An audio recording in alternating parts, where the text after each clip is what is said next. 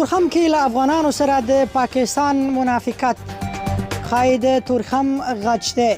له پاکستانه هره ورځ 300 موټر افغانستان ته راځي، خو له افغانستانه یوازې 30 موټرو ته پاکستان ته د وختلو اجازه ورکول کیږي. د ننګرهار ولایت سوداګر وایي چې تورخم دروازه کې هر ورځ د پاکستان لوري څخه 300 موټرو ته د راتګ اجازه ورکول کیږي، خو له دې اړخه یوازې 30 موټر پاکستان ته د تګ لپاره پرېښودل کیږي. د ننګرهار ولایت مقام وایي چې دغو سوداګرو د دې ولایت له والي سره په ناسته کې دا کار ښکاره بې انصافي بللې ده. دوی ویلي د تورخم دروازې تړل کېدو له امله افغان سوداګرو ته شاوخوا 50 میلیونه امریکایي ډالر مالي زیان اوښتی.